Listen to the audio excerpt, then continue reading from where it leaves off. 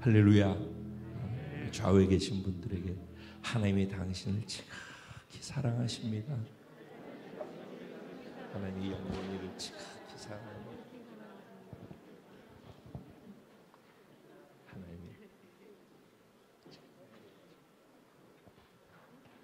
하나님이 여러분을 지극히 사랑하고 있음을 믿습니다. 그 하나님이 살아계신 하나님인 거 믿으시죠? 여기 이 자리에 계신 거 믿으시죠? 네. 그 하나님의 말씀을 한번 같이 듣도록 하겠습니다. 오늘 주신 하나님의 말씀은 창세기 46장 1절부터 7절까지 말씀입니다. 창세기 46장 1절부터 7절까지 말씀, 제가 한 절, 여러분 한 절 교독하시고 마지막 7절 말씀은 한 마음으로 합독하도록 하겠습니다. 제가 먼저 시작합니다. 이스라엘이 모든 소유를 이끌고 떠나 브엘세바에 이르러 그의 아버지 이삭의 하나님께 희생 제사를 드리니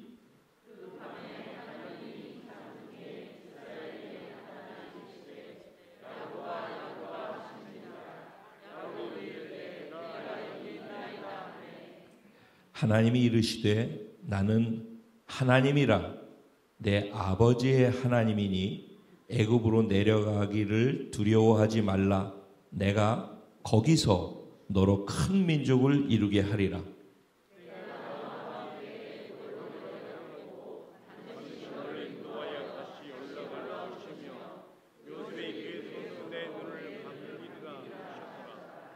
야곱이 브엘세바에서 떠날새 이스라엘의 아들들이 바로가 그를 태우려고 보낸 수레에 자기들의 아버지 야곱과 자기들의 처자들을 태우고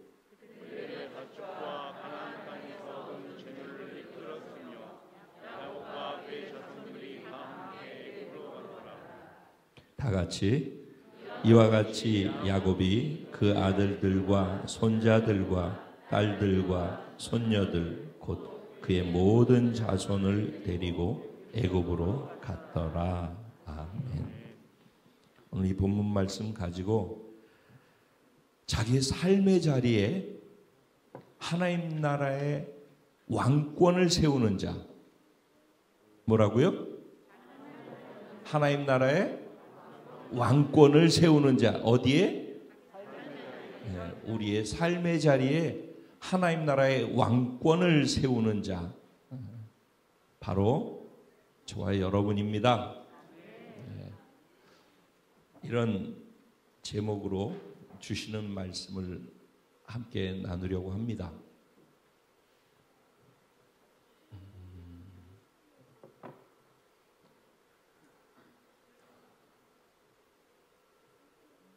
뭔가를 선택하는 것이, 그래서 뭔가를 결정하는 것이 삶의 전부인 것 같아요. 따지고 보면.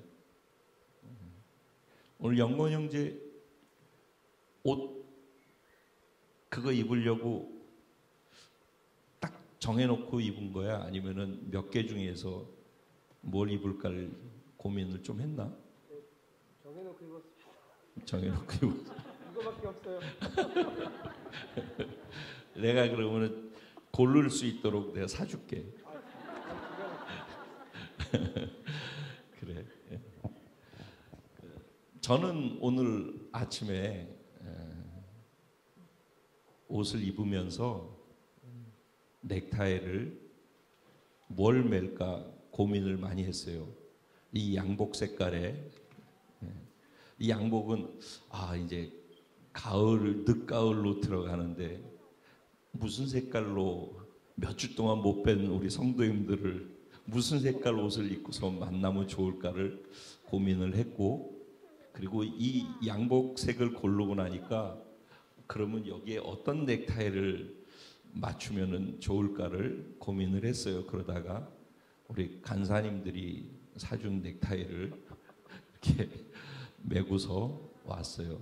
그러니까는 이렇게 뭐를 골라서 입을까 맬까를 고민하고 선택하고 결정하는데 시간이 24시간 중에 몇 분은 걸린 것 같아요.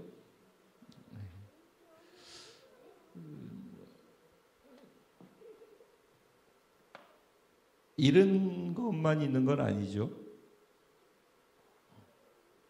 하루에도 차를 몇 잔씩 마실 수도 있는데 아메리카노를 마셔야 되나? 카페라떼를 마셔야 되나? 아니면 티 쪽으로 가야 되나? 아니면 프라펜가 그쪽으로 젊은이들 다 그쪽으로 가더라고요. 그것도 그래서 커피숍에 가면은 메뉴판 앞에 서가지고 한참 서서 고민을 해야 돼. 맨날 가는 데인데도 맨날 마셔야 되는데도 그 앞에 서가지고 뭘 마실지 고민을 해요. 계속 고민거리죠. 아무것도 아닌데 별거 아닌데 거기에도 시간을 들여요. 뭔가를 선택하기 위해서 결정하는데 그만큼 에너지를 들입니다.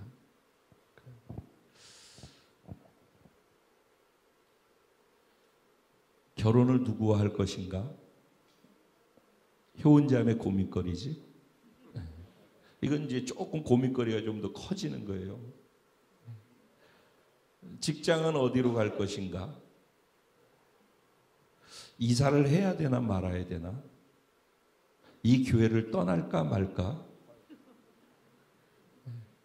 이 구역에서 벗어났으면 좋을까 말까? 등등등등.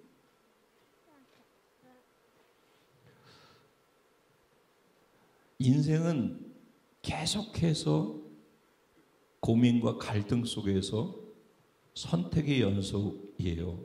선택을 사실은 나도 모르게 매 순간순간 요구받으면서 살아가고 있어요. 그런데 그게 일상이기 때문에 당연한 것이고 자연스러운 것이고 아무렇지도 않아요. 그래서 우리는 24시간 중에 거의 대부분을 선택하면서 살아요. 그 선택을 누가 하죠?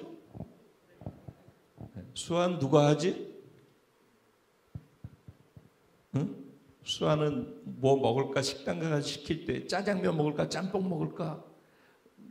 고민하지?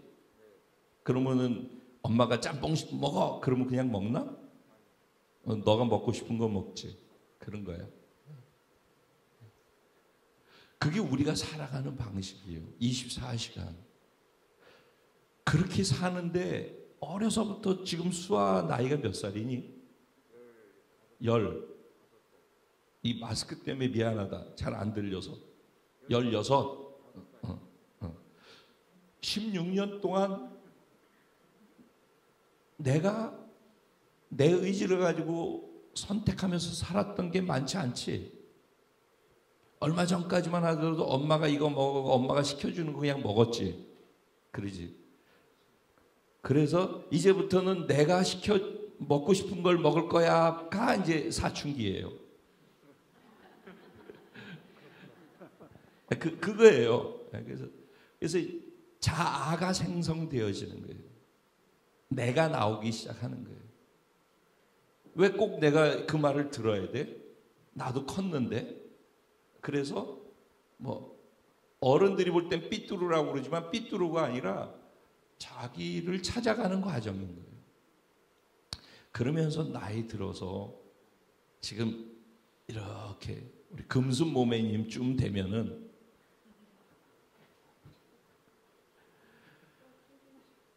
내가 또 시비 거는 거야?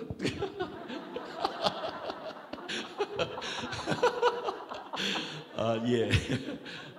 사랑한다는 표현이셔요. 네. 이쯤 되면은 내가 나로 살았던 세월이 축적돼 가지고 남의 말이 잘 안 들어와. 안 되게 돼 있어. 그래서 자식이 다 커가지고 엄마 이렇게 좀 그러면 이게 잘 안 돼. 그러죠. 제가 무슨 얘기를 하고 싶은 거냐면요. 이렇게 내가 뭔가를 커피로부터 시작해서 넥타이로부터 시작해서 모든 선택을 내가 하면서 사는 게 우리 인생이란 말이에요. 어렸을 땐 그렇지 않지만 그렇기 때문에 그렇게 사는 사람들에게 구원이라고 하는 것을 만나게 돼서 구원받고 나면은 하나님이 말씀이 삶의 기준이 된다라는 것으로 바뀌어지는 거예요. 그래서 내 생각으로 모든 것을 결정하고 오늘도 그렇고 모든 것을 다 그렇게 결정하고 사는데 하루 24시간을 다 내 판단, 내 의지로 그래서 내가 생각하고 맞다라고 하는 것에 모든 결정을 하잖아요. 그래서 하다못해 커피를 시킬까 뭘 시킬까 그러다가 뭘 시켰는데 오늘은 실패했어. 어쩔 거야. 실패했는데 그거 먹어야지. 그거야 그냥 한 번 그냥 먹으면 끝나는 거야. 아 다음번엔 잘 시켜야지. 그러면 되는 건데 이게 하나님 안에 들어오는 구원을 선택하는 것도 이게 그냥 물을 수 있는 게 아니라고 다음번에 바꾸면 되지가 아니라고 구원이라는 걸 선택하는 것은 구원을 선택해서 구원받은 것으로부터 시작하는 게 신앙생활이잖아요. 그리고 신앙생활은 내 의지를 가지고 하는 그 의지로 사는 삶은 절대 절망이라는 걸 전제하고 인정하고 시작되는 거예요. 그게 복음 1강에서 절대 절망에서 절대 희망으로잖아요. 우리는 이론은 너무 많이 들어서 뭐 복음 강의 10번 더 했다며. 그럼 무슨 소용이 있어? 1강에 이런 의미라는 거를 갖다 이렇게 연결이 안 되는데. 그러니까 내 의지로 내가 판단하고 선택해서 그 길들여져 있는 나로 살았던 것이 그렇게 살면 절망이라는 거예요. 그렇게 살면 답이 없다라는 거예요. 살아보니까. 그래서 내가 하나님 예수를 믿어서 하나님을 선택하는 것이 구원이라고. 그래서 이제는 절대 희망은 어디에 있다? 하나님께 절대 희망이 있다. 그리고 하나님을 믿기 때문에 하나님의 말씀을 내가 절대적으로 신뢰하고 그 말씀이 내 삶의 기준이고 선택의 기준점이 된다. 그것을 나의 절대 희망으로 삼는다. 이게 구원을 선택한 사람들에게 일어나는 변화라고요. 그러니까 이제 이건 정해진 거라고요. 이거는 불변하는 거예요. 이 구조는. 맞아요? 네. 이 구조는 불변하는 거예요. 그러면 이 구조 속에서 내가 이제 하나님이 맞다. 그냥 수아야 짬뽕 먹어. 그러면 짬뽕이 맞는 거야. 그러니까 사춘기를 지나가지고 우리가 각자 자기 의견을 갖고 지금 다 살고 있어. 그래서 자존심이라는 게 뭐예요? 자존심에 상처가 났어. 이게 다 뭐예요? 내 의지와 내 그거하고 다르게 와가지고 그 마음에 불편함이 왔다라는 거잖아요. 그러니까 대개는 다 자존심과 모든 게 걸려 인간관계에 있어서 모든 문제가 다 거기서 와요. 그 자존심이 말 한마디에도 걸리기만 하면은 얼굴 표정에도 걸리기만 하면은 그땐 다 문제가 발생한단 말이에요. 그렇게 몸에 배 있는 사람들이 그런 것이 절망이라고 해서 예수를 믿어서 이제는 예수님이 말씀으로 사는 것으로만 절대 희망을 두고 시작한다고 해서 신앙생활을 시작했는데 이거는 기준은 잡혀 있는데 몸에 배 있는 것은 그 기준 따라 살지 않잖아요. 나로 사는 거잖아요. 그리고 오늘도 여기까지 오면서 모든 것들을 내가 내 스스로 결정하면서 왔잖아요.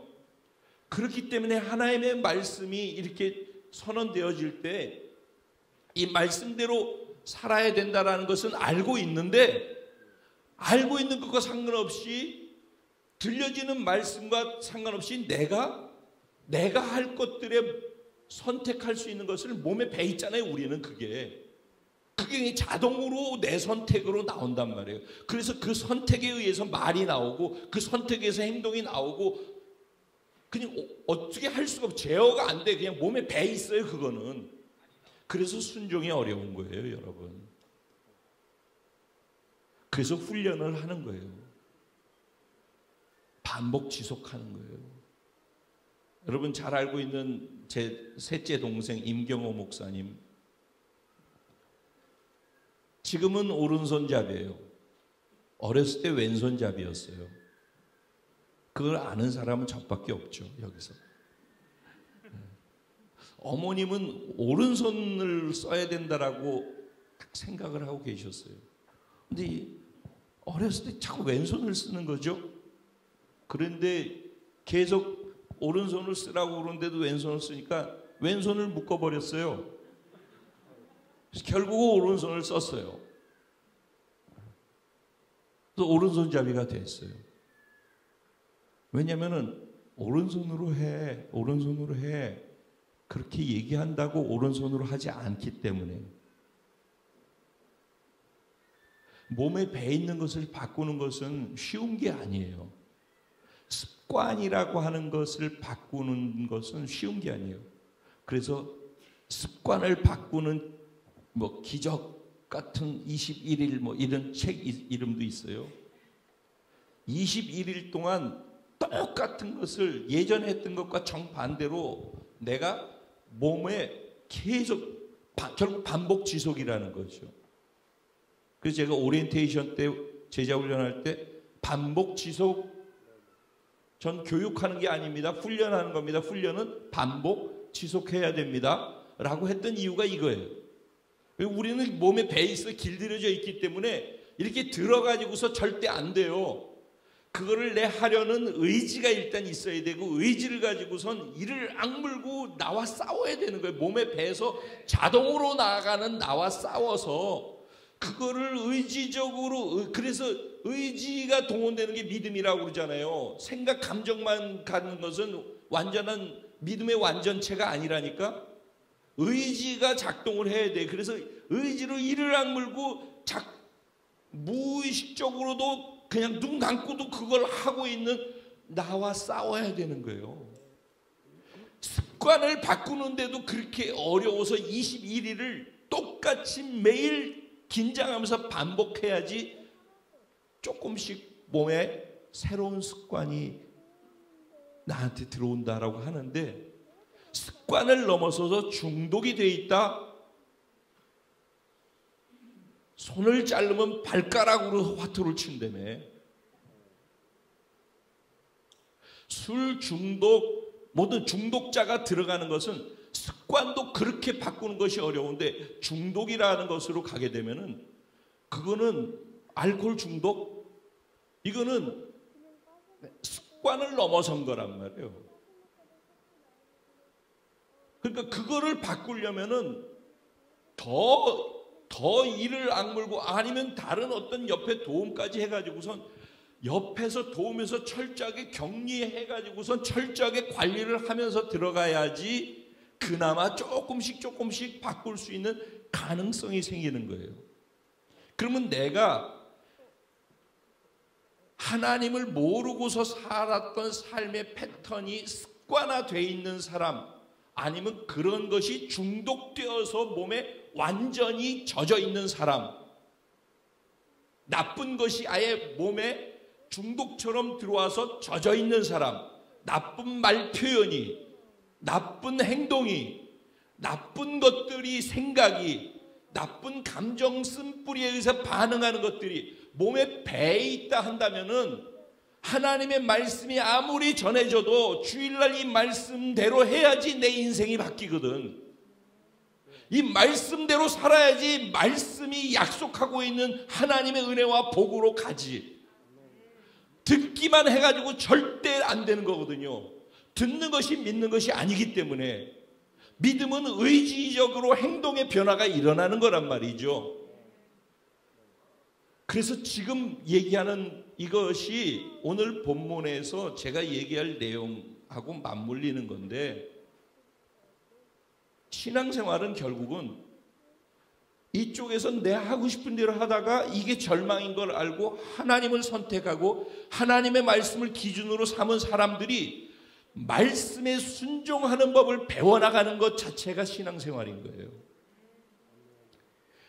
그런데 교회를 다니고 예배에 참석하고 이게 우리가 하고 있는 이 교회 생활이 신앙생활이라고 생각하면 그건 큰 착각이고, 말씀에 순종하는 법을 배워나가는 것, 그 변화를 만들어내는 과정을 신앙생활이라고 저는 생각을 해요.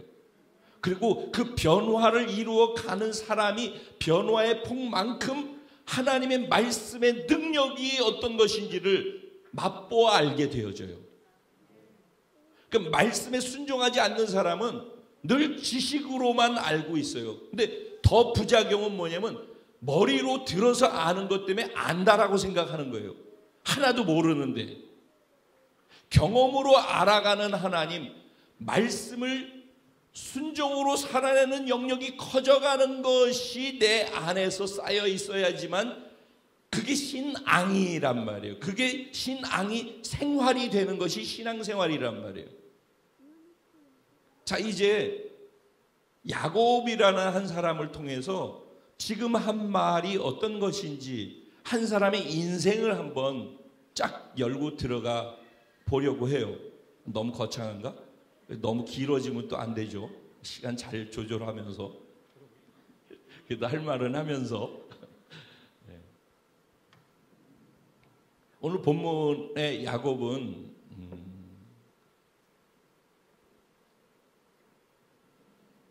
그렇게 사랑하는 라헬, 그 라헬을 통해서 낳은 자식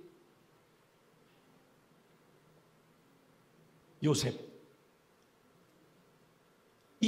죽었다라는 소식을 듣고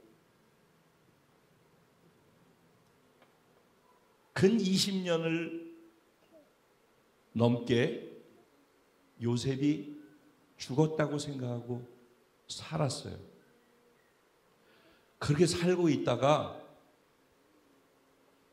자기가 살고 있는 자리에 흉년이 들어서 기근이 와가지고 먹고 살 수가 없을 정도로 삶이 어려워지기 시작했어요. 그런데 애굽은 풍년이 들어서 쌓아놓은 곡식이 많이 있고 지금 똑같은 흉년인데도 먹을 것이 너무 넘쳐나고 많다라고. 그래서 애굽에 가서 먹을 것을 가지고 와야 된다고. 그래서 먹을 걸 가지러 가고 그렇게 했어요. 그런데 먹을 걸 가지러 갔던 아들들이 돌아와서 하는 말이 요셉이 살아있습니다는 거예요. 애굽에 먹을 것만 있는 게 아니라 요셉이 살아있고 살아있는 요셉이 애굽이 오늘날 미국 같은 거거든요. 그 당시에 애굽의 국무총리가 됐다라는 거예요. 그러니 애굽의 왕인 바로가 꽃마차 금수레를 보내서 초청을 했다라는 거예요. 그 소식을 들은 거예요. 그러면은 20년 넘게 죽었다고 생각했던 아들을 그렇게 사랑하고 사랑했던 아들, 그 아들이 총리가 됐어. 그 소식을 들었어. 한 걸음에 달려가고 싶겠죠. 그런 상태에 지금 야곱이 그런 상태. 그래서 그것으로 달려가려고 하는데 평소 같으면은 야곱이 벌써 달려갔을 거예요. 근데 야곱이 애굽으로 내려가는 걸로 결정하고 애굽으로 가는데 예를 들면은 야곱이 지금 있는 곳은 헤브론이라는 곳이에요. 헤브론은 우리가 잘 알고 있는 베들레헴에서 한 20km 떨어져 있어요. 그 헤브론에서부터 아래로 계속 내려가는 길이 있어요. 그러면 애굽으로 그냥 가는 거예요. 근데 오늘 본문에 나온 브엘세바는 내려가는 쪽에 있긴 하지만 사해 쪽으로 동쪽으로 더 붙어 있어서 곧바로 내려가는 게 아니라 동쪽으로 갔다 꺾어졌다가 거기에서 아래로 내려가야 되는 길이에요. 그럼 그냥 애굽으로 내려가면 되는데 야곱이 애굽으로 가지 아니하고 브엘세바로 갔다라는 거예요. 지금 3주째 브엘세바를 얘기하고 있는 거 아시죠? 그러니까 저는 그냥 설교하는 게 아니라 한 가지를 계속 많이 묵었다 아이가 한 가지를 계속 얘기를 하는 거예요. 그게 그렇게 되게 하려고. 그러니까 설교를 하는 게 아니라 뭐 한 가지의 목적을 가지고 그거를 계속 하기 위해서. 그런데 설교로 듣는 분들은 진도가 안 나가는 거예요. 저는 진도를 나가게 하기 위해서 계속 얘기를 하고 있는 것이고, 그 브엘세바를 얘기하고 있는 거예요. 계속 브엘세바를.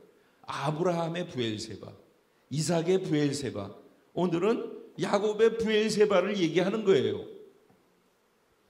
그럼 브엘세바로 갔대요. 애굽으로 가기로 해놓고 애굽으로 가야 되는데 애굽으로 가다가 말고 브엘세바를 중간에 들렀다라는 거예요. 왜 그랬을까요?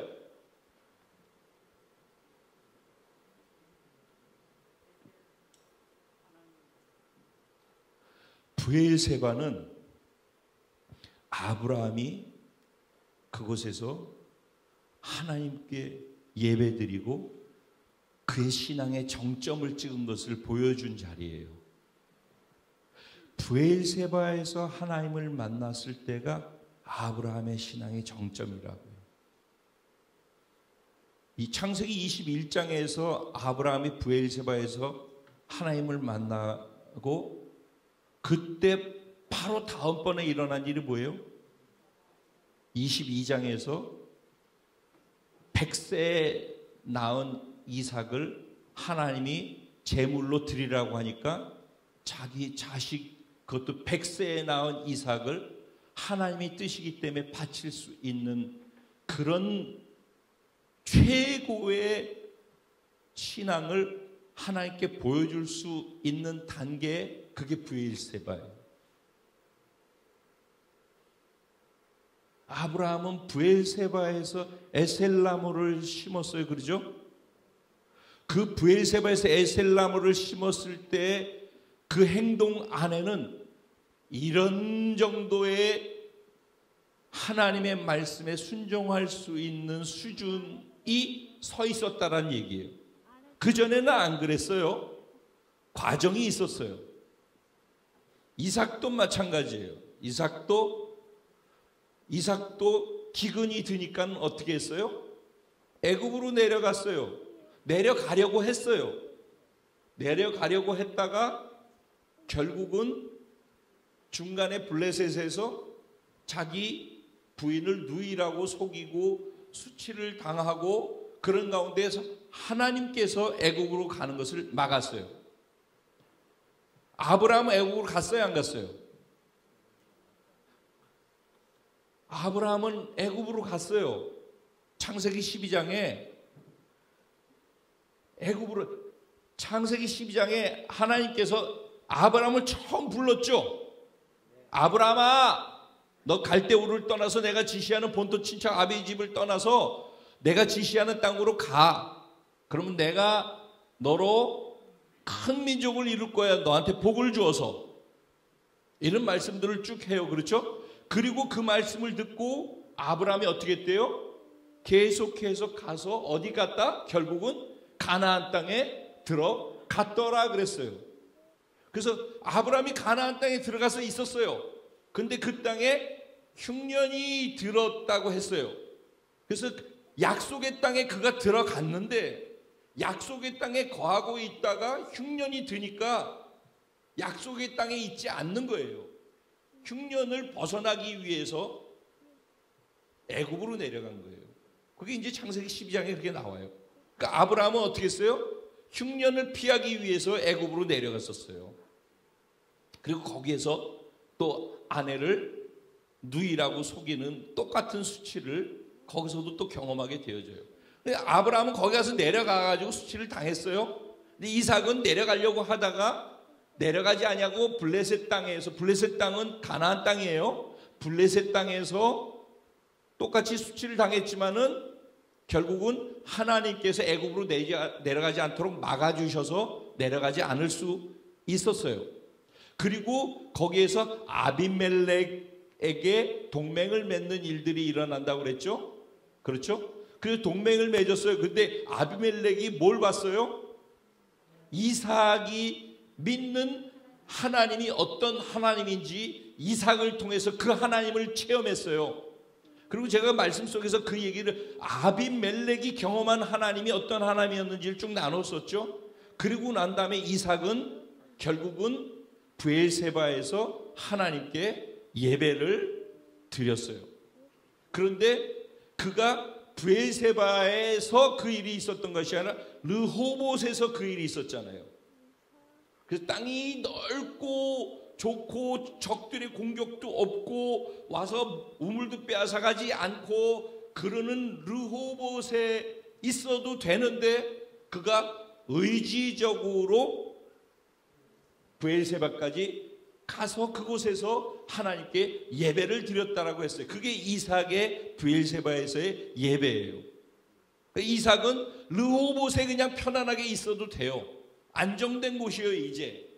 그렇죠? 그게 지난번 말씀이었어요. 그런데 르호봇에서 안정된 곳에 그냥 있어도 되는데 거기에서 브엘세바의 일부로 가서 거기서 예배를 드렸단 말이에요.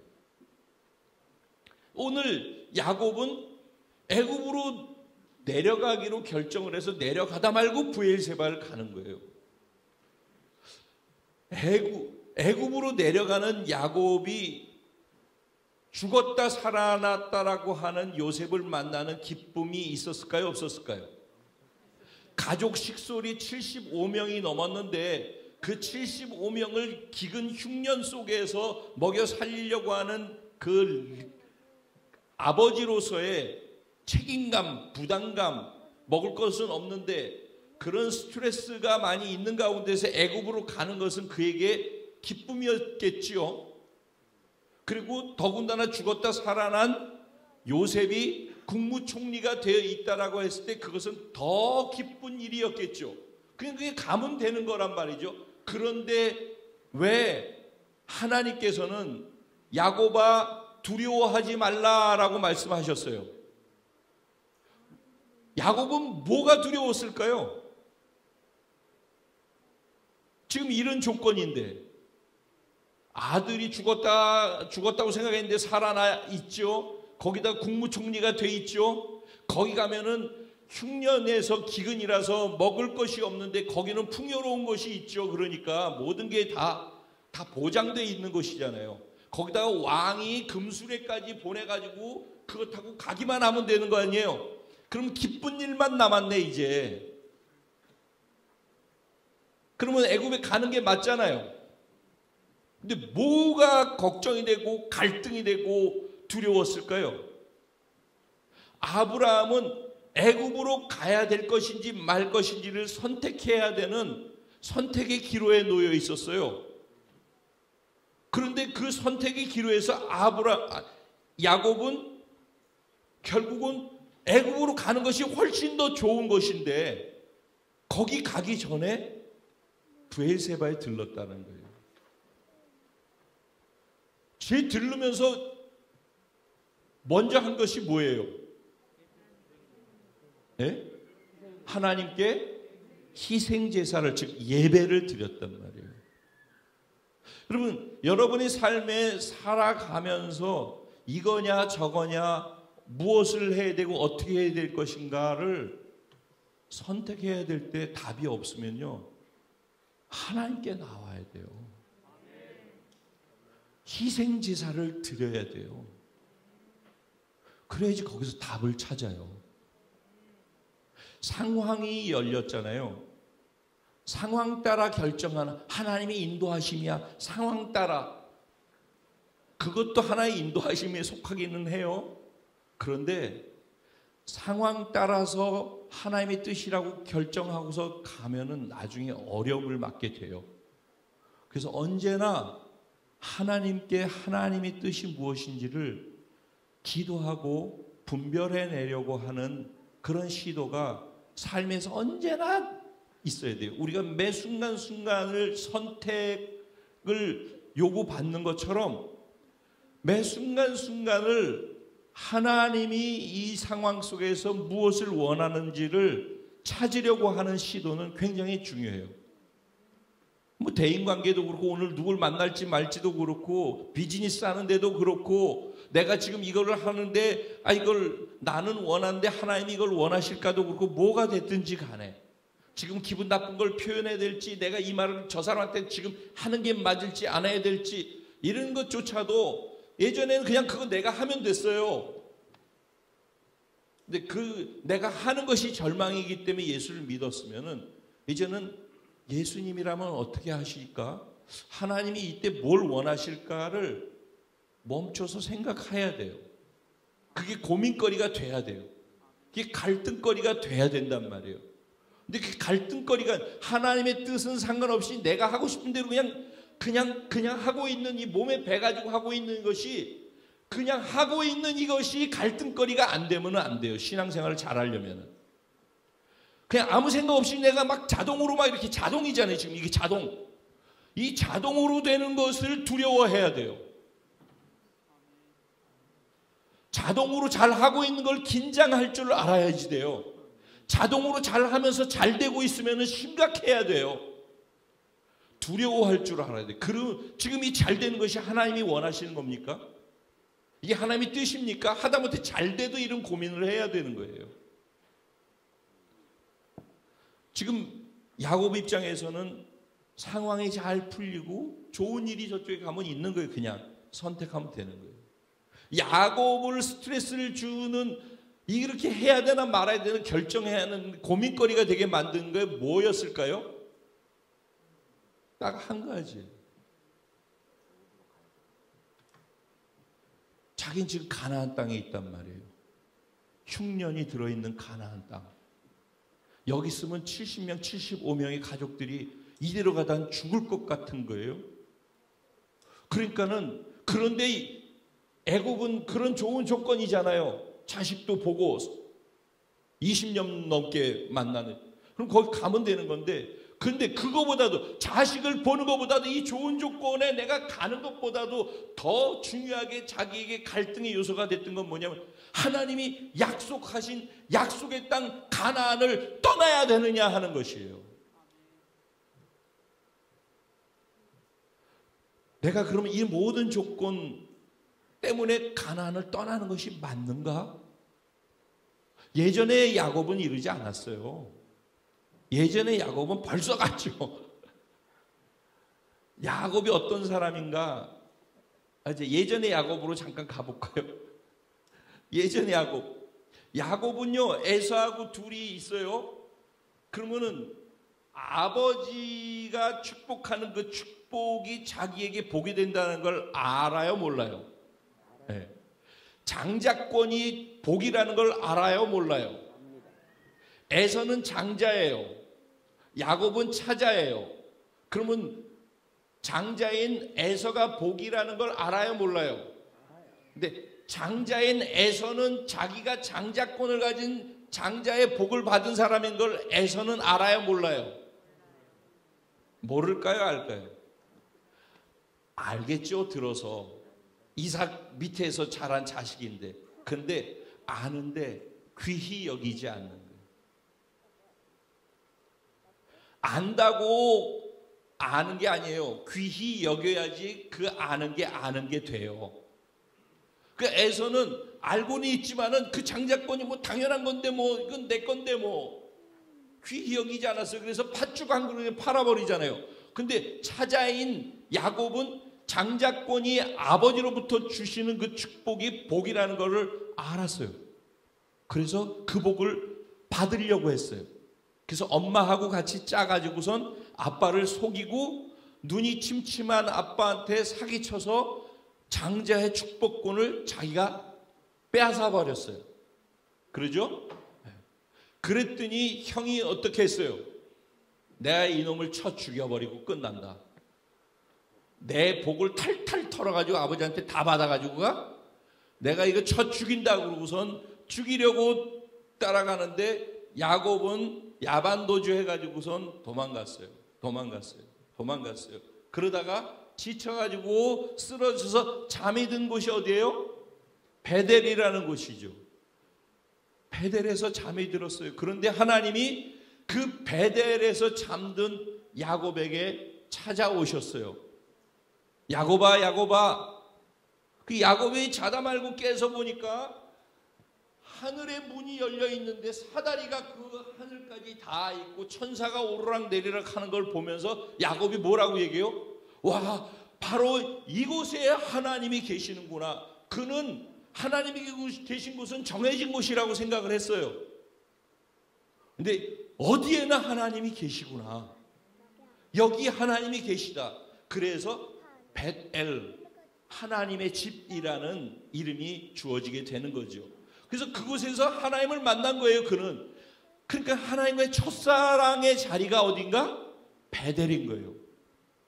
그리고 그가 그 하나님을 만나고서 그 두려움 속에서, 외로움 속에서, 고독함 속에서 만난 하나님께 자기를 고백해요. 그리고 기도하면서 서원을 해요. 근데 뭐라고 기도하는지 아세요? 그때 하나님, 내가 내 형 에서로부터 벗어나서 안전하게 갔다가 그곳에서 있다가 다시 안전하게 돌아올 때까지 먹을 것과 입을 것을 나한테 계속해서 공급해 주시고 나한테 그렇게 복을 주시면 내가 하나님을 인정해요. 그리고 온전한 11조를 내가 하나님께 드릴게요. 이게 그때 하나님을 처음 만난 야곱이 했던 기도 내용이에요. 그 기도 내용을 뚜껑을 열고 잘 생각을 해보면 뭐예요? 야곱이 처음 하나님을 그 두려움과 외로움과 고독함 속에서 찾아와서 만나주신 그 하나님과의 첫사랑 속에서 그 속에서 고백한 고백이 뭐예요? 다 자기중심적인 거예요. 나 지켜주세요. 갔다가 돌아올 때까지, 그리고 그 사이에 내가 어디로 갈지 모르고 가다가 뭔 일을 만날지 모르고 무슨 일이 어떻게 될지 모르는 그때 먹을 것과 입을 것 다 나한테 책임져 주셔요.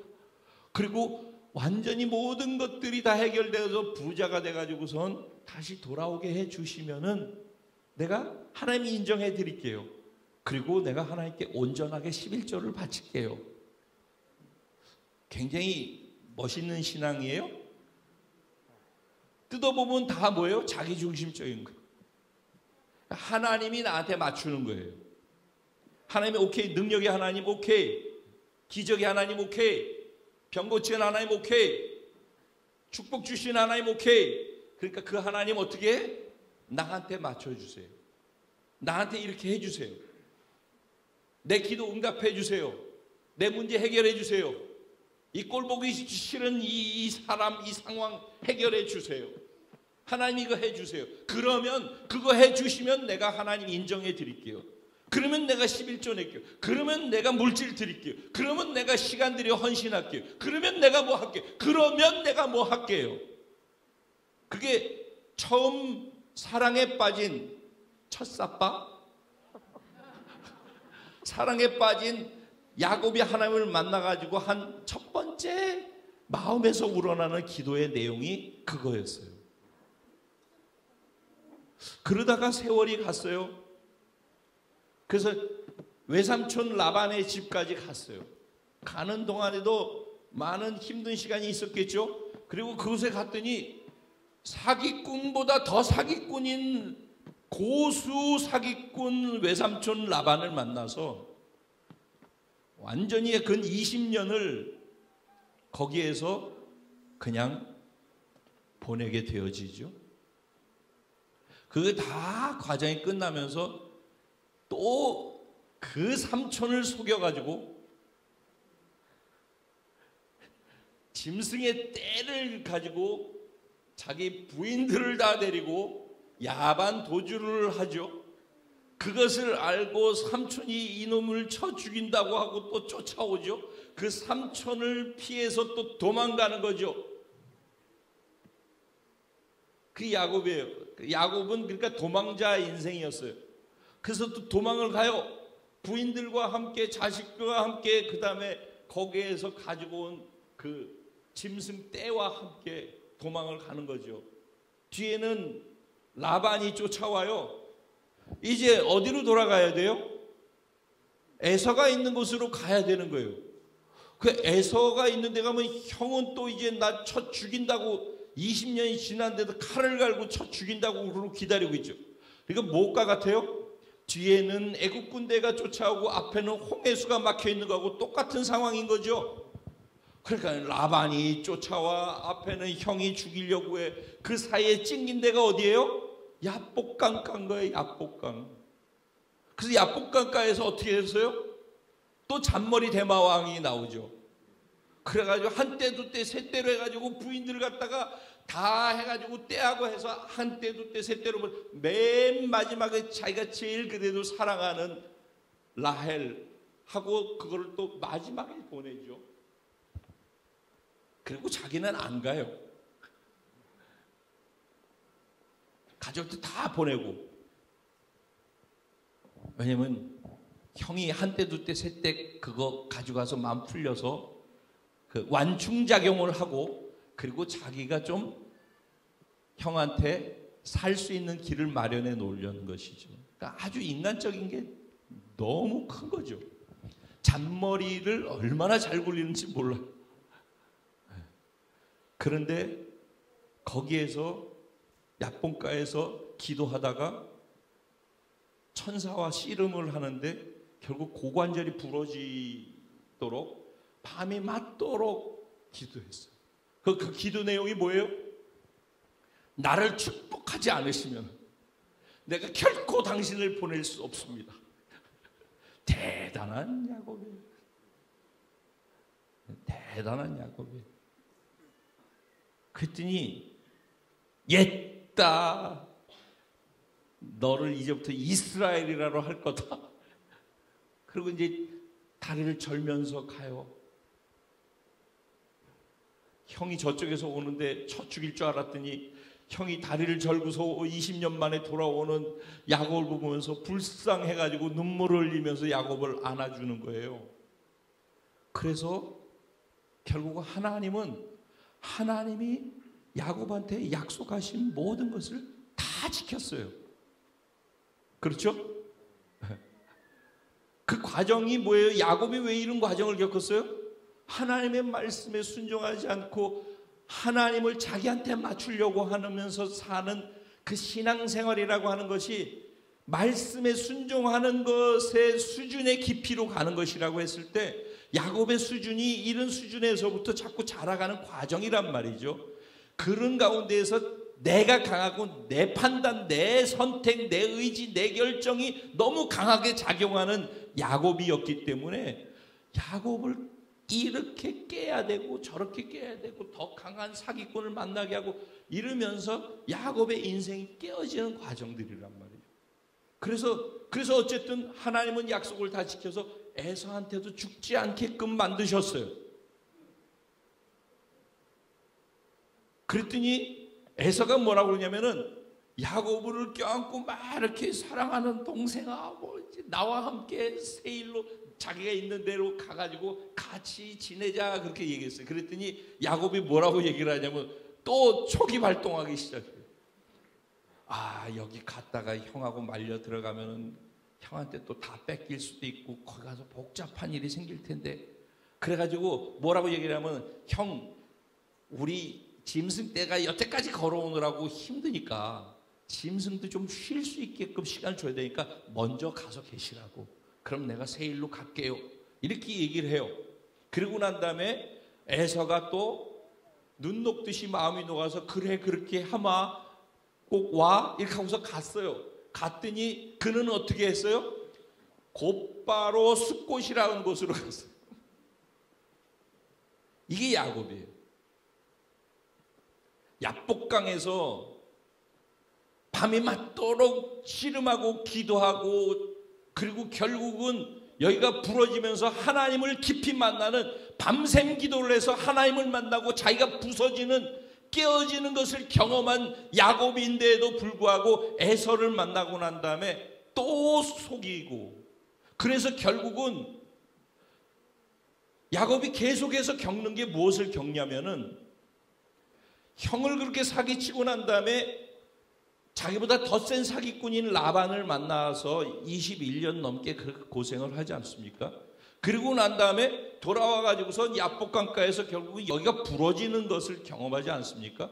그리고 난 다음에 형한테 또 거짓말하고선 세일로 안 가고서 숫곳으로 갔다가 어디로 가냐면 세겜으로 가거든요.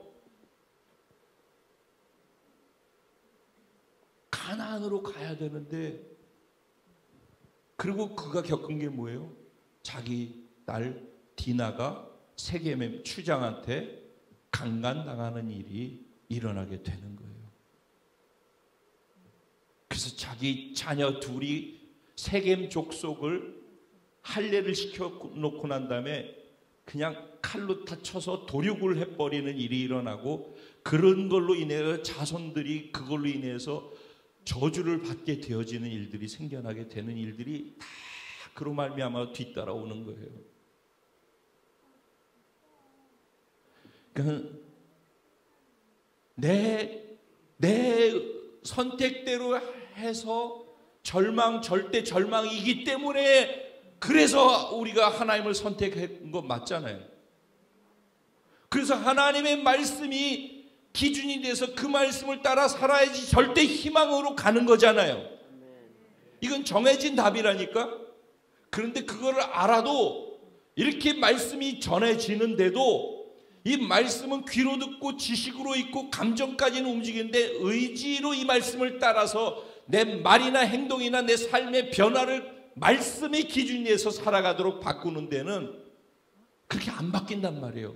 그러면 하나님께서는 나하고 똑같은 더 센 자들을 만나게 하셔요. 사기꾼 중에 더 사기꾼인 라반을 만나가지고 21년을 거기에서 보내게 만들잖아요. 하나님이 함께 하시니까 결국은 거기서 빠져나오고 부자가 돼서 나오게 되는 것이지, 그가 잘나서 그렇게 된 거 아니거든요. 그가 그렇게 잔머리를 굴리니까 또 결국은 환도뼈가 부러지잖아요. 그때도 나를 축복하시지 않으면이에요. 기도 제목이. 그러니까 모든 것의 초점이 나한테 복 주세요가 있는 거예요. 그런데 하나님이 주시는 복이라는 개념에 대한 이해가 없는 거예요. 복이 소중한 건 알아. 그 복을 받길 원해. 그래서 복을 빼앗았어. 그래서 그 복을 받았는데도 불구하고 그는 또 나를 축복하시지 않으면 놓지 않겠다고 해서 또 복을 요구해. 하나님이 원하시는 복이 무엇인지를 아브라함에게 내가 너에게 복을 줘서 큰 민족을 이루고 내 이름을 창대케 하고 할 때 그 복이 무엇인지를 알아야지.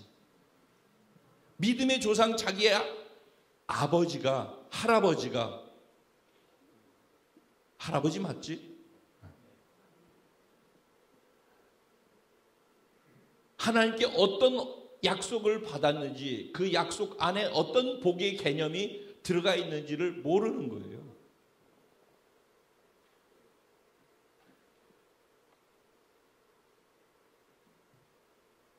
그랬던 야곱이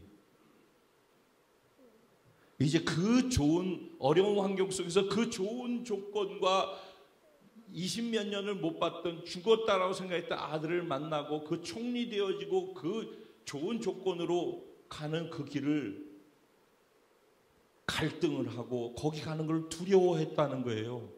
이제 이해가 돼요? 그게 두려워할 일이 아닌데, 그를 두렵게 한 건 뭐예요? 그 두려움을 줄 정도로 그에게 중압감을 주는 요소가 뭐예요? 하나님의 말씀이라는 거예요. 가나안을 떠나지 마. 가나안이 약속의 땅이야 라고 했던 그 하나님의 말씀에 대한 부담감이 환경과 상황에서 모든 조건이 저쪽으로 하는 게 맞는데도 불구하고 거기 가기만 하면 되는데, 예전에는 마하 몇 속도로 갔을 거야. 근데 당연히 갔어야 되는 그것을 멈추어서서 브에세바로 가서 거기서 하나님의 뜻을 알고자 기도하는 거예요. 그게 브에세바의 신앙인 거예요.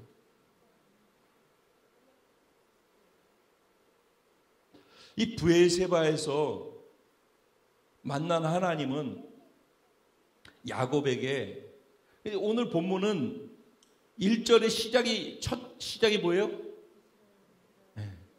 이스라엘이라는 단어가 3번 나와요. 1절부터 7절 사이에. 야곱이라는 말이 7번 나와요. 야곱은 야곱이에요. 야곱이 이스라엘로 바뀌는 거예요. 하나님은 먼저 우리에게 찾아오셔서 우리의 이름을 부르셔요. 창표야. 왜냐하면 내가 하나님을 알 수가 없으니까, 하나님을 믿지 않을 때는 하나님이 내게 찾아오시는 거예요. 그걸 은혜라고 하죠. 하나님 내게 찾아오셔서 부르셔요. 내 이름을. 창표야.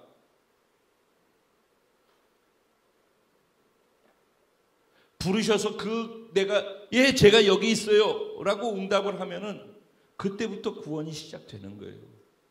그러면 하나님은, 나를 찾아서 부르신 그 하나님, 나를 선택하신 하나님, 나를 구원하신 하나님은 그게 은혜고 그게 사랑 때문에 되어진 거라면은 내 삶을 인도하셔요.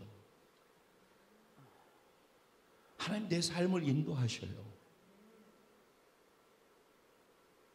하나님이 여러분의 삶을 인도하셔요. 하나님이 여러분을 부르신 게 맞고 구원하신 게 맞다면은 하나님이 구원하신 하나님의 자녀, 하나님의 백성은 하나님 끝까지 인도하셔요. 지금 야곱을 보셔요. 진짜 웃기잖아요. 결국 야곱이 이 믿음, 브엘세바의 믿음 신앙이 될 때까지 하나님은 인내하고 참으시면서 그를 이끌어 가시는 하나님이에요. 적어도 우리 그런 하나님을 아버지라고 부르는 거예요. 시간이 없어서 제가 더 많은 얘기를 더 해서 이해를 시켜드리고 싶지만은, 우리 지난주에 차 목사님 그 말씀, 그 문화하고 달란트 얘기하면서 달란트 시대 얘기했죠. 그죠? 네. 그리고 2부 때는 요셉 얘기를 쭉 했어요. 요셉이 꿈을 꿨죠.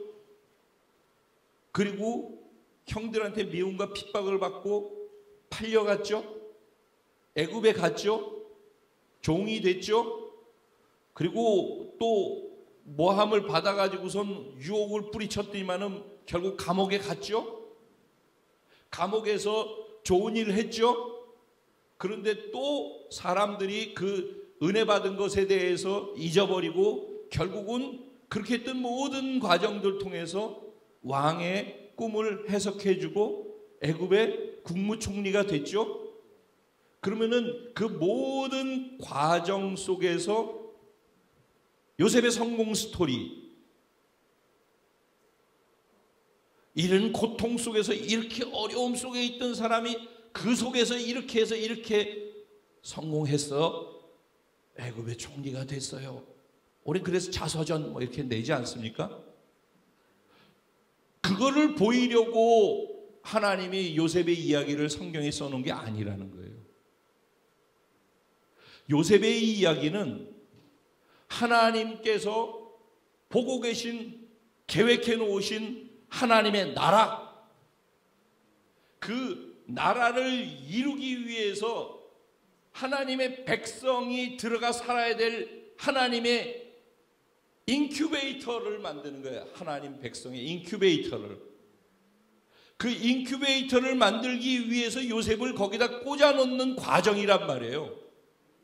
성경을 그러니까 이 통으로 부어오는 가운데 안으로 들어가서 봐야지 되지, 안으로 들어가는데 통을 보지 못하고서 안에 것만 보면은 맥이 잡히질 않아요. 그러니까 아브라함을 갈대아 우르 메소포타미아 지역에서 부르신 그 하나님이 아브라함한테 복을 주신다 했을 때 그 복 안에는 창대케 한단 말이에요, 이름을. 그리고 큰 민족을 이루게 했다.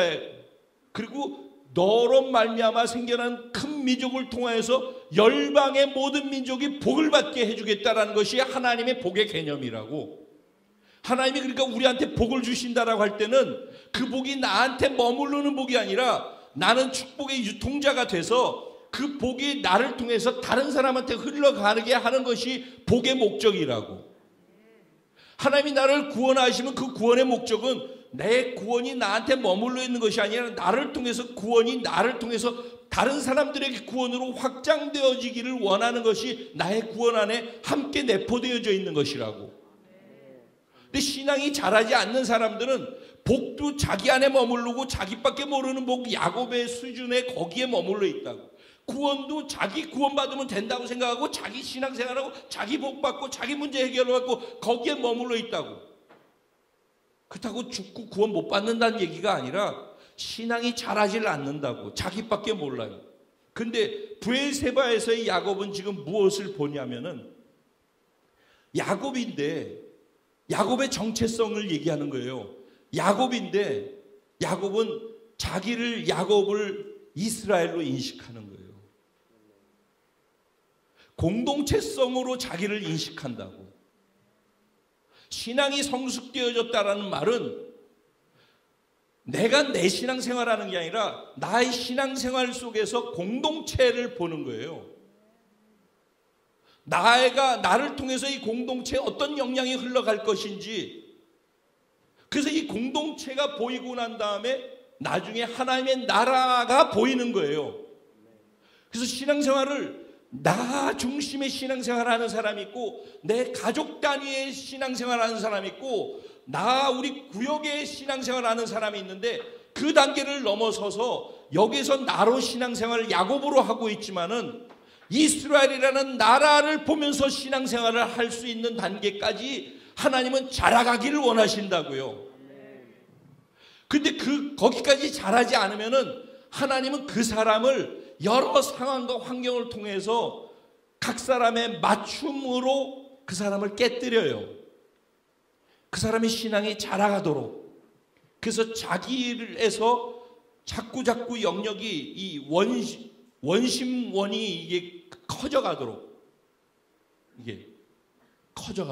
나에서, 우리 가족에게서, 우리 구역에서, 우리 교회 공동체에서, 그 다음에 우리 지역사회에서, 그 다음에 대한민국에서, 그래서 열방으로까지. 그래서 성령이 너에게 임하시면 너희가 권능을 받고 예루살렘, 유대, 사마리아 땅끝까지 이르러서 내 증인되리라 하셨잖아요. 예수님께서 제자들에게 마지막으로 유언하신 게 뭐예요? 모든 족속으로 제자 삼으라는 것이 그 얘기 아니에요.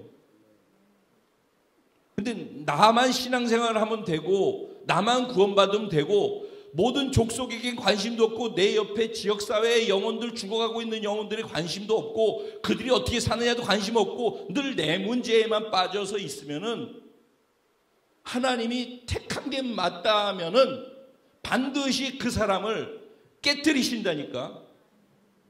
그 사람의 아킬레스건, 그 사람 가장 힘들어하는 거, 그 사람의 가장 연약한 부분, 그 연약함과 똑같은 상대를 만나게 해. 인간관계에서의 성숙으로 가게 할 때는 똑같은 수준의 사람을 만나게 해. 그보다 더 센 사람을 만나가지고 자기 모습을 보는 것 같은 사람들을 만나게 해.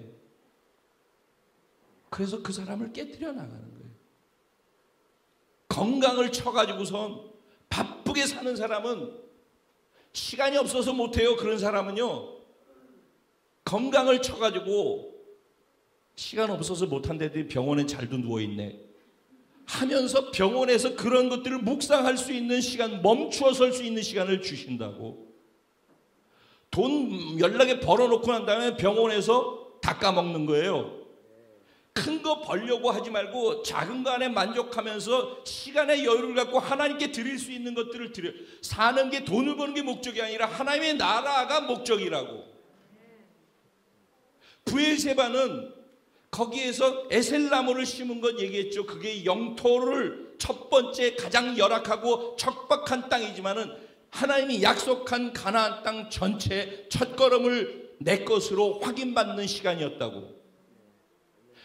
브엘세바는 적어도 하나님 나라 공동체와 하나님이 행하실 것에 대한 미래를 바라보고서 첫걸음을 띄고 첫 씨앗을 심는, 믿음의 씨앗을 심는 자리가 브엘세바예요. 나 중심의 신앙생활에서 하나님 나라 공동체적인 시각을 갖고 믿음의 신앙의 첫걸음을 뗄 수 있는 자리란 말이에요.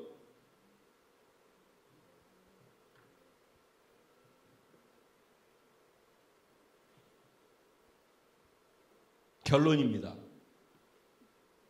왜 하나님은 아브라함, 이삭은 다 애굽으로 가지 말라고 했고 가나안 땅에 있으라는데 왜 야곱에게는 애굽으로 가라고 했을까요?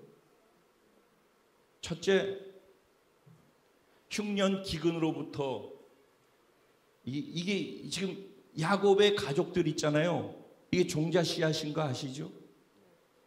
하나님 나라 백성이 만들어지는 종자 씨라고 말하자면 11조 같은 개념이라고. 종자 씨앗. 자 보세요. 아브라함이 낳은 자식이 이삭하고 그러죠? 그 다음에 이스마엘하고 그러면은 그들이 붙어 살았어요? 떨어졌어요? 떨어져 살았죠. 그러면 이삭이 야곱하고 에서 낳았죠. 그들이 떨어져서 붙어 살았어요. 근데 야곱의 자식들이 가족들이 있죠. 떨어져 살아요? 붙어 살아요? 오늘 마지막 5, 6, 7절이 다 무슨 내용이요? 다 같이 모든 가족이 다 아들, 딸, 손자, 며느리 다 같이 애굽으로 갔더라는 게 계속 강조되고 있는 이유가 뭔지 아세요? 이제 야곱으로부터 시작해서 애굽 인큐베이터로 종자 씨앗이 들어간단 말이에요. 하나님은 그러니까는 한 사람을 보면서 이스라엘 하나님의 나라 세워질 하나님의 나라를 보고 있는 거예요. 하나님의 계획 안에는 그것을 향해서 움직이는 개인의 모든 것들이 성경에는 그걸 보여주고 싶어 하는 거란 말이에요. 그래서 그들 70명이 뭐 75명도 되고 70명도 되고 뭐 그래요. 근데 70명이 중요한 완전 수기 때문에 상징적으로 70명이라고 하는 거예요. 자, 그리고 70명이 애굽으로 들어간 거예요. 그래서 세계 최강의 그리고 부요한 여유로운 그곳에서 보호받으면서 백성의 숫자가 70명, 75명에서 250만 명이 될 때까지 그 안에 보호막을 쳐놓은 거예요. 세계 최강의 국가 안에서. 그때 최고로 비옥한 땅 고센에서. 그리고 또 가나안 땅에 들어가기 가장 가까운 땅인 고센이. 나중에 가나안 들어갈 때 가장 빠르게 이동할 수 있도록 하기 위해서.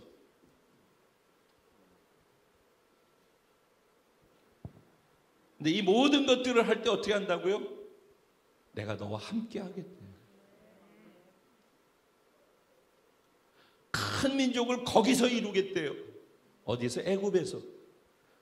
야곱이 헤브론을 떠날 때는 근심과 걱정 속에서 떠났어요. 하나님의 말씀과 현실과 사이에서 무엇이 하나님의 뜻인지 몰라서 무거운 걸음으로서 브엘세바를 향했는데 브엘세바에서 하나님의 음성을 듣고 하나님의 뜻을 발견하고 난 다음에 5절에서 브엘세바를 떠날 때는요 상쾌한 걸음으로 가볍고 기쁜 마음으로 애굽을 향해 갈 수 있었어요. 왜? 그게 하나님의 뜻이라는 걸 알았기 때문에. 하나님의 뜻이 무엇인지를 알고 움직이는 사람은 자유로워요. 그리고 강하고 담대할 수 있어요. 그게 하나님의 뜻을 알면서 움직이는 사람의 특징이에요. 그리고 특권이기도 해요. 하나님의 뜻을 알고 순종으로 움직일 때 드러나는 게 뭐냐? 하나님의 왕권이란 말이에요. 근데 오후 시간에 이걸 연결해서 얘기를 할게요. 하나님의 왕권. 하나님의 뜻을 알고 그 뜻에 순종하는 사람들을 통해서 세워지는 하나님의 왕권. 그 왕권이 순종을 통해서 드러나는 자리가 하나님의 나라라고 하는 거예요. 우린 신앙생활을 하고 있어요. 구원받아서. 우리 신앙생활이 몇 년 되었다라고 교회 다니고 구원받아서 오래된 그것으로서 얘기하는 것이 아니라 그게 그게 내 신앙의 족보가 아니라 신앙에서 나 중심의 신앙생활에서 하나님을 나한테 맞추어서 나한테 필요한 걸 해달라고 하는 데다 초점을 두는 신앙에서 하나님이 무엇을 원하시는지 하나님의 공동체, 하나님의 나라를 보면서 내가 그것 때문에 신앙생활을 하는 것으로, 그래서 내 행동, 말, 움직임, 기도, 그다음에 먹고 사는 것, 돈 버는 것, 공부하는 것, 모든 것이 다 나에서 그 원심원이 점점 커져가지고서 저쪽에 그 목적으로 내가 그걸 하고 있는지 아니면 이걸 목적으로 하고 있는지, 이게 내 신앙의 수준인 거예요. 다른 것으로 평가되는 게 아니에요. 브엘세바는 그런 자리예요. 우리는 올해 이런 자리로 나아가기 위해서 올해 여정을 가고 있는 거예요. 제자훈련은 예수 DNA를 복원하는 거라는 말의 의미도 예수님이라면 무엇을 하실까? 그 유전자를 우리가 구원을 받으면서 받았는데 그 DNA는 우리 안에 있는 거 아니에요? 우리가 그 삶을 살아야죠. 마치 없는 자 같이 있으니까 복원한다라는 표현을 쓰는 거거든요. 그래서 나에게서 축이 그분의 목적과 가치로 전환되어져 가는 과정 속에, 그게 복이거든요. 이렇게 가는 게 복이에요. 안 가는 게 복일 거라고 생각하는 것과 충돌하는 거예요. 그게 야곱의 베델에서 야곱, 그 야복강에서 야곱이 있는 것처럼, 그러다 결국 브엘세바에서 야곱이 있는 것처럼 이 신앙의 과정에 난 어디쯤에 있고 무엇을 하고 있고, 지금 내 기도를 보면은 나는 무엇을 기도하고 있는지, 내 하루의 삶을 보면 난 무엇에 내 온 에너지가 가 있는지, 내 감정과 내 생각의 시간의 에너지는 다 어디에 가 있는지, 이런 것들을 구체적으로 사실 생각해 볼 필요가 있어요. 거기까지 가서 고리가 걸려서 봐야지만 실제 내 내면 안에 있는 진짜 나를 볼 수 있어요. 근데 그 진짜 나를 말씀 앞에 서서 진짜 나를 벌거벗고선 마주 대할 줄 알아야 되는데 그거 두렵거든. 그렇기 때문에 피해가고, 그리고 지금 이 얘기를 제가 들어야 되는데 이것도 졸면서 들어가지고 못 알아듣는 거 아니야? 쟤한테 이거 나중에 요약해서 알려줘야지. 이러면 죽는 거예요. 쟤한테가 아니라 제자훈련이나 말씀은 나를 바꾸기 위해서 있는 거잖아요. 우리 서로. 그러니까 나를 어떻게 이 말씀대로 살도록 바꿀 것인가, 여기에 내가 어느 부분들이 안 되고 있는가, 그거를 찾아내서 그거를 어떻게 바꿀 것인가를, 그거를 몸부림치면서 바꿔나가. 그런데 그거를 안 하면은, 택한 게 맞으면은 하나님이 더 센 자들을 붙이든지 환도뼈를 부러뜨리든지 무시무시한 어려운 일들을 당하게 하든지, 그래가지고 내 힘으로 하는 것 자체를 불안하고 두려워서 못할 정도 되도록 상황을 그렇게 만들어 가셔요. 그 안에 찡겨가지고 꼼짝도 할 수 없도록 만들어요. 상황이. 그걸 매맞는다라고 표현을 하죠. 맞기 전에 잘 알아. 뭐 이런 얘기를 누가 하던데. 난 안 맞으려고선 미리 한다. 뭐 이런 얘기도 하고. 뭐가 돼도 맞는 것보다 낫지. 스스로 바꿔나가는 것, 그 지혜롭고 현명하고 은혜롭고 복된 것인 줄로 믿습니다. 네, 여기까지 하죠. 이따 오후에 연결해가지고 같이 가고 같이 기도하죠. 이 말씀이 나를 볼 수 있는 거울이 되게 해주십시오. 이 말씀을 살아낼 수 있는 은혜가, 나로 내 안에는 없는 것을 아오니, 나는 몸에 밴 습관대로 나로 살고 내가 결정하고 내가 판단하고 내가 행동하고 내 의지로 내가 다 하는데, 그것 말고 그렇게 하는 것이 두려워지게 해주십시오. 무서워서 그렇게 하면서 걸어가는 걸음을 내가 한 걸음이라도 내딛는 것이 겁나서 그렇게 못할 수 있게 해주십시오. 그래서 어쩔 수 없이 하나님 살려주세요, 도와주세요, 당신의 뜻이 무엇입니까? 라고 물어볼 수 있는 은혜가 있게 해주십시오. 그것이 나의 브엘세바가 되게 해주십시오. 그래서 하나님의 뜻을 물었을 때 하나님께서 야곱을 보면서 이스라엘을 외치면서 공동체를 보게 하시고 하나님의 나라를 보게 하시는 그 하나님의 마음을 알게 하시고 나의 지경이 넓어지게 해주십시오. 내 영역이 확장되게 해주십시오. 그렇게 나를 바꾸기 위해 내가 해야 될 것이 무엇인지를 찾아 알고 행하게 해주십시오. 우리 주님의 이름을 한번 부르고 기도합니다. 기도드리겠습니다.